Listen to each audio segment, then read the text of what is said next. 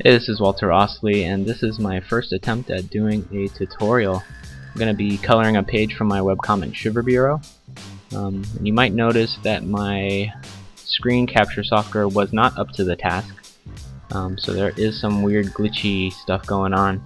But I think you'll be able to get the general idea. So the first part I do is I block out each panel, and I'm just going to speed through that really quick because of the delay. So that's what it looks like. So I block it out and then I'll duplicate that panel. And then after I have that second one, which is my flats, I'll go in and then block out each individual element of the characters. And I'm just picking random colors here. Like, these colors don't matter at all. I'm just trying to do it as quick as possible. And when I say quick, it ended up not being as quick as I thought it would be. So to do the panels, that really only took 2 minutes, but then to go and do these flats took me another 48 minutes.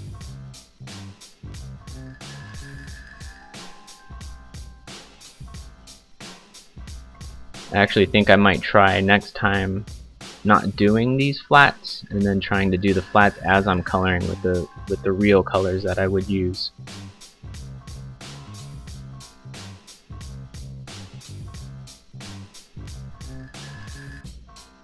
I like having the flats though because it helps later on when I want to do any shadowing or special effects or lighting. It helps me block out certain elements of the drawing. So we'll have to see if it holds me back any not having this separate layer of all flats. So I'm just using the lasso tool and just speeding through these selections. It's part of my style for Shiver, just to have really loose colors that come outside the lines. You can say that's a stylistic choice, or you can say it's lazy. I just like the look of it. I think it's a little bit more fun. So I'm blowing through it here real quick.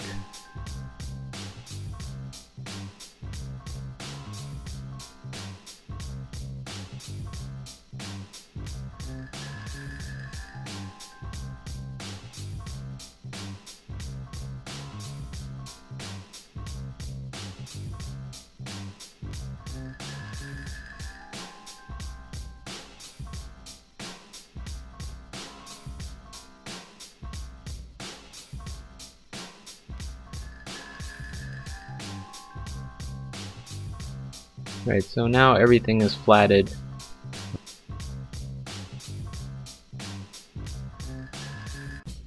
And this is where I go in and actually start putting in the true colors of what the scene will look like. And when I do that, I start off with a base color.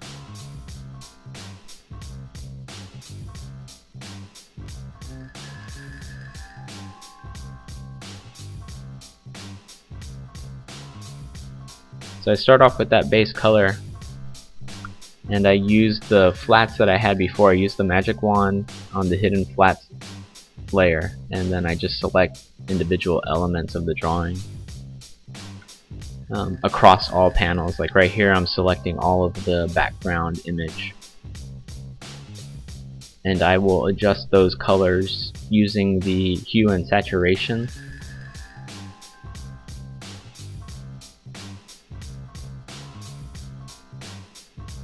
And you can get to that by doing Control U on a PC.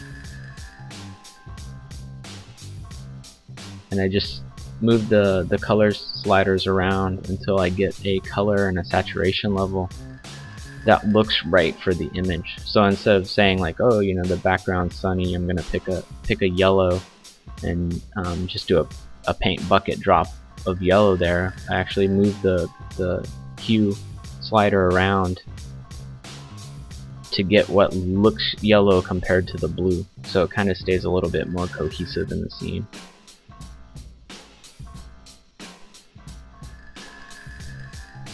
And I do that with all the colors. Like, I think the next piece I do is pulling up Mr. Todd's face here, the big guy.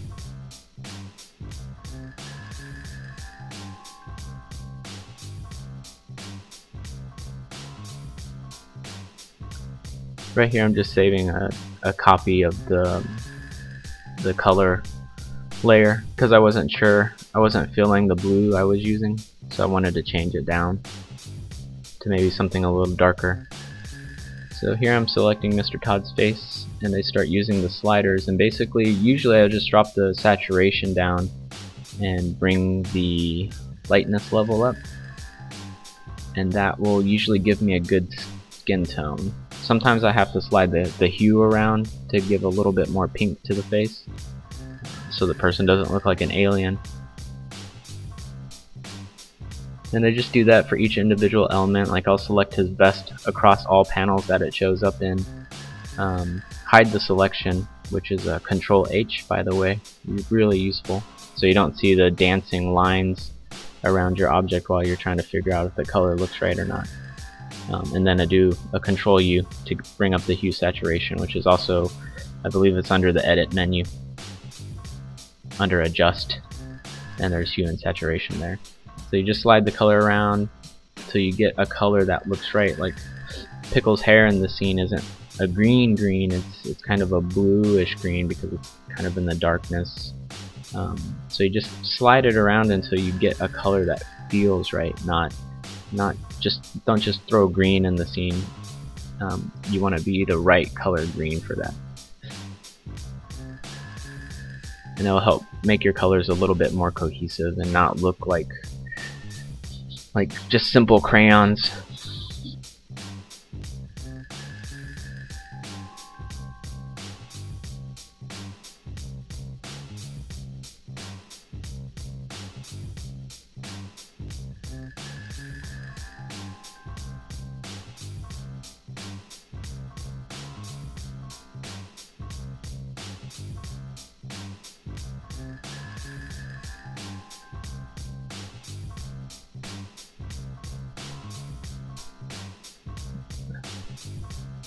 So that's what my flats look like. It's fun looking at your flats because the colors are horrendous, but it gives you a good idea of the composition and if the composition's working and readable.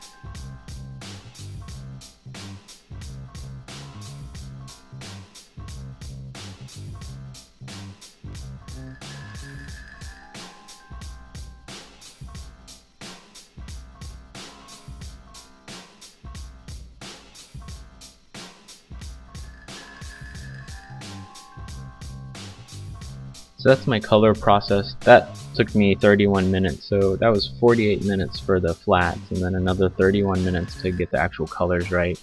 Now I'm going to go in and start putting in the shadows and any effects that I think the scene needs. This scene's pretty straightforward, so we don't have too much effects going on, but I add a little bit towards the end.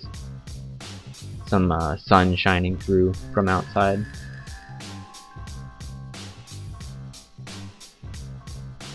So this is kind of nice. Right now I'm going to add a shadow to the van that's behind Mr. Todd here, and basically you just kind of select what you want, and I'm selecting Mr. Todd and Ollie here at the same time, but then I can use the magic wand with the subtract or the exclusion setting, and it unselects everything that isn't the same color as the van. So it's really a fast way to be able to select stuff and color it without changing anything else. So all that work I put up front is kind of paying off now.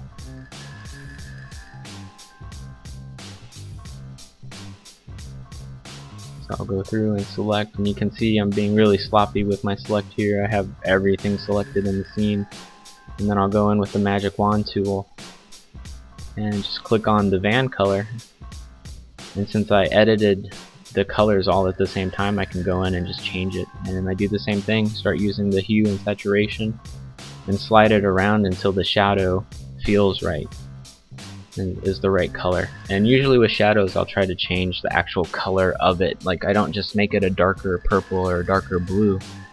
I make it a darker bluer blue or a redder blue, depending on what feels right in the scene. And it's fun because you can just slide that slider around and try a bunch of different options. So here you can see this is a slightly greener or bluer of that purple, whatever it looks like on your screen. Same thing with faces. You can just select that face and then start sliding that thing around, and you can, even though he's kind of a tannish pink, you can make his skin color like a purple or a blue, to give a lot more depth and variation. And I just select, right now I'm selecting his shirt across all panels, and I just change them all at the same time.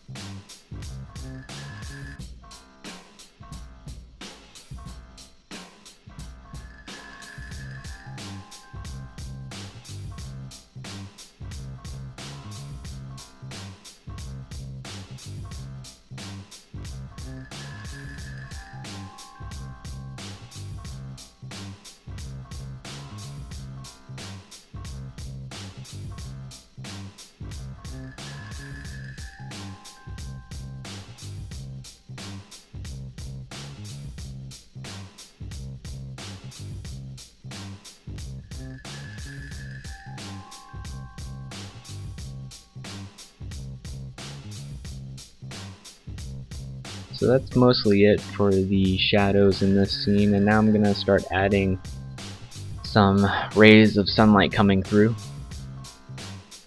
Well, actually right now I'm adding some bricks to the buildings in the background just for a little bit of added stuff. And so here I'm adding the rays, and you can see I'm being pretty reckless with my selecting.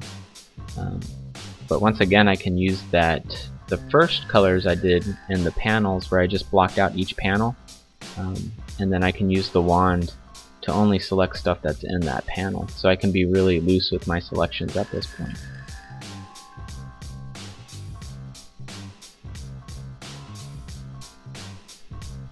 And right here I just select some straight diagonal shapes, and then I'll use the gradient tool with a basically it goes from a color to a transparent color, so it just fades out into nothing.